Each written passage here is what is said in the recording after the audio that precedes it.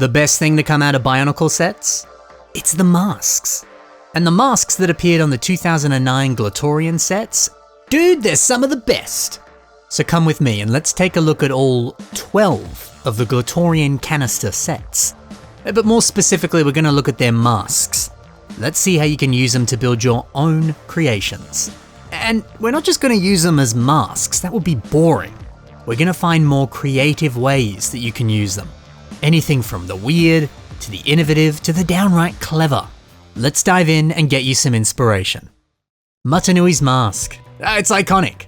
So we're gonna start with that. This like smaller, cuter Igniter. I don't know, it has such a strong presence to it. It's a legendary mask, of course, it's gonna look grand, it's gonna look impressive. But check out how Poor Disadvantaged has used it here. It's pecs on Hydraxon. I like that actually a lot of this mask is being covered up. You can't see the eyes, you can't see that like mouth guard. You can just see the top. And I love it when people do that with Lego pieces. You cover up certain sections, you only show one area, and suddenly the piece looks totally different.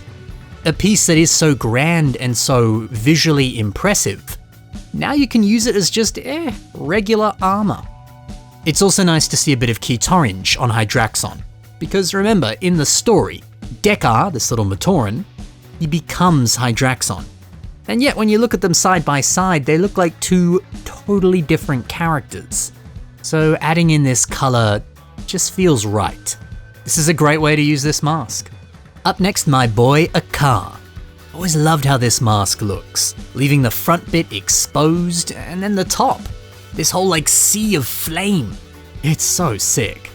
Tony A combines this mask with a bunch of other like flame pieces. And then the end result on this arm design. It looks like this dude has some sort of fire powers and his entire hand and arm is engulfed in flame. It's amazing how well this mask fits in with all these other pieces. Wow. Now for Vastus. Much like a car, the mask really showcases the character's inner elemental powers. These sections on the back, they look like plant life and vines growing out of his head. I love it. So when IGU decides to revamp Ogrim, and he decides to give him a bit more of this, plant life aesthetic, well, this piece fits right in. Because look at them here, as shoulder pads. These pieces blend in so well with a bunch of other pieces that have been used. So what do we got? Tentacles on the arm, this magnificent crest and crown on the head. Everything works together in perfect unison to create this incredible creation. The next Glatorian is Kina. Her mask has always been so interesting. I love the way that it flares backwards at the back. It does look like this long aquatic fin.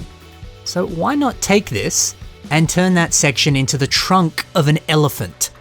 Well, if that isn't the most adorable little build ever. And honestly, it's probably the most genius part use that I've seen in a long time. See, this is a testament to the power of a Bionicle mask. They look great on faces, but there's so much more creative potential than just using it on the face. You can do stuff like this. So good. And now, the Ice Warrior, Gelu.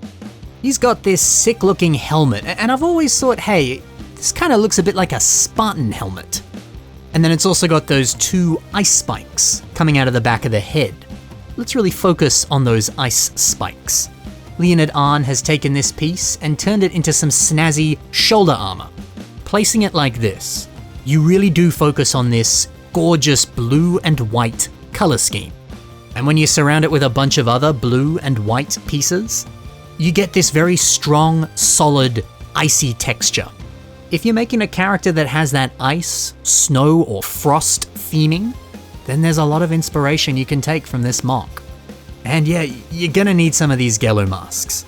Look how good this looks.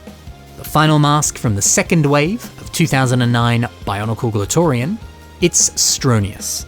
Yeah, his mask and his armor pieces, they've always had this very spiky, jagged, rocky appearance. It's a good look. So when you keep all these pieces together, you can really create something cool. Mitch Henry showcases that. Look at it, this mask is a jaw. And this club, getting these little spikes right here and turning them into teeth? Dude, this is a really clever head design. And hey, why not? Let's check out another use for this mask. G Bailey 46NA, they got 2 of them and they've turned them into shoulder pads. Hey, it looks pretty good alongside this custom mask. If you've got some custom masks in your collection, see if they pair well with Stronius's head. So okay, that's all of the second wave of Glatorian sets. Let's now check out the first wave. We'll begin with a fan favorite. It's Gresh. Dude, this mask has always looked so cool. It's even got this sweet like dark green and lime marbled coloration. It's the best. Joxon takes advantage of this and creates this cute little guy. Let me make it a bit more obvious where this mask is, because it does blend in quite well. The marbled colors, they allow for a brilliant transition of color, a nice little gradient. And the way that these flowers stem out of the spikes on the top, it's so seamless. Now Gresh's mask just barely looks like a mask. Instead, it just looks like leaves and vines and plants. This is so good. The Glatorian of Water, it's Tarix. This dude is so sick. Gold and dark blue, so good. Anyway, the mask. The underscored double has 2 of them, and they've been turned into some sick knee pads. Yeah, I like that the spikes on the back of the mask, they protrude out like armor plating. Something about it does feel quite aquatic, and it really fits in with the sinister vibe of this mock. The spikes on the mask mirror the spiky teeth or the tail. Aesthetically, it's such a nice pairing. This looks pretty good. Now, for one of my favorites. It's Malum. This guy's got a lot of pieces that have that sick marbled coloration. It makes him look like this fiery warrior engulfed in flames. And the mask, it shares that too.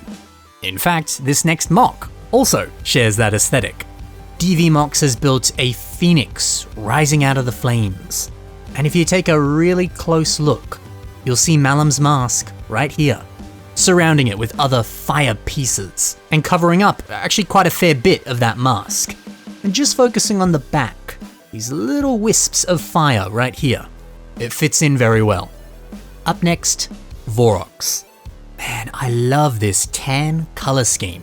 And I love this mask. I've got a really great way that you can use it. Check out the work of Orbitech MOCs. You take this bad boy and you shove it on the torso.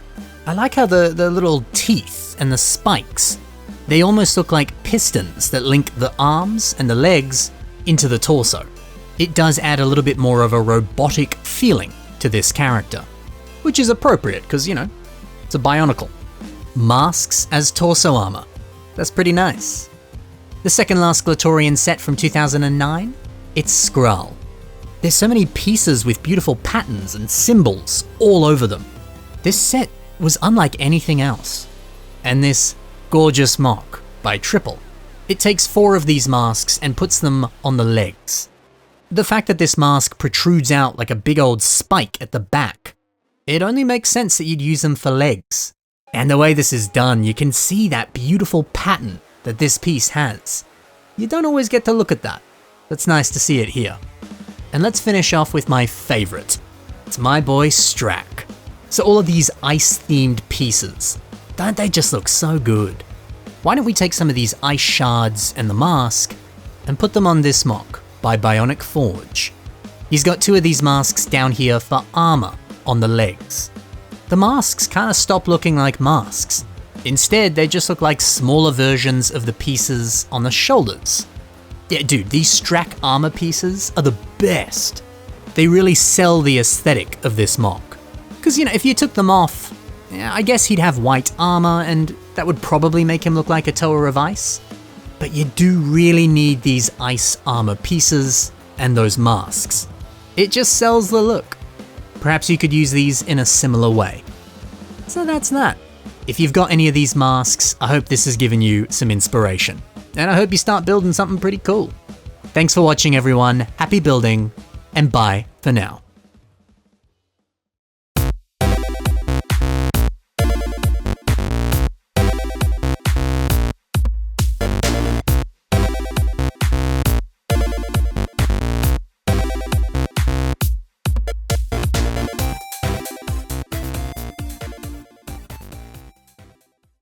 Since this video is coming out on the 25th, have a very Merry Christmas.